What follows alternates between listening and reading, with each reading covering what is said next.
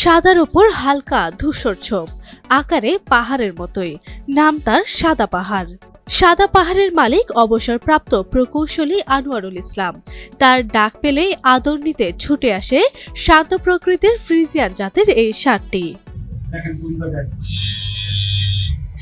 কুষ্টিয়ার কুমারখালী উপজেলার নন্দলালপুর ইউনিয়নের আলাউদ্দিন নগর এলাকার খামারে সম্পূর্ণ প্রাকৃতিক উপায়ে লালন পালন করা হয়েছে সাদা পাহাড়কে, জানালেন তার মালিক।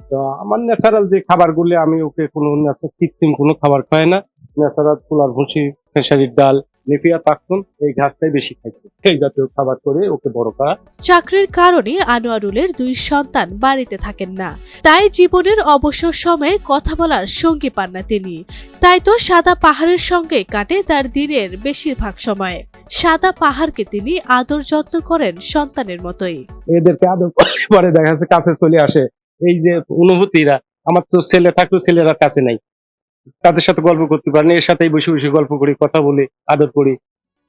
কয়েক বছরের পরিচর্যায় প্রায় 6 ফিট উচ্চতা এবং 8.5 ফিট দৈর্ঘ্যের বিশাল আকৃতি ধারণ করেছে সাদা পাহাড়। গরুটির ওজন এখন প্রায় 1 টন বা 1000 কেজি। আসছে ঈদে 10 লাখ টাকায় গরুটি বিক্রির প্রত্যাশা করছেন আনোয়ারুল ইসলাম।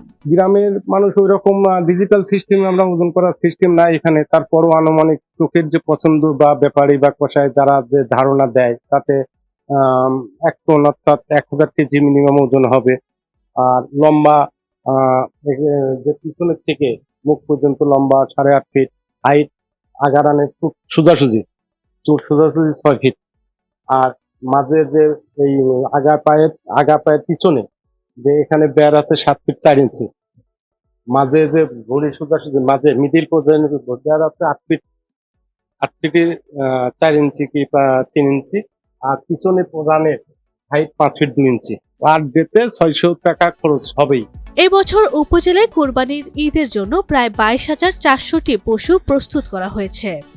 এখানে আপনি দেখবেন একটা সম্পূর্ণ প্রাকৃতিক খাবার এখানে ব্যবহার হচ্ছে। খালি উপজেলায় 3597 খামারিতে 14,284টি গরু এবং 7,976টি ছাগল এবং 140টি ভেড়া কুরবানির জন্য প্রস্তুত আছে। সব মিলিয়ে আমাদের 22,400 পশু আছে। আর আমরা ধারণা করছি এই উপজেলায় কুরবানির চাহিদা 15,000। সুতরাং আমাদের উপজেলাতে প্রায় 7,500 পশু উদ্বৃত্ত থাকবে।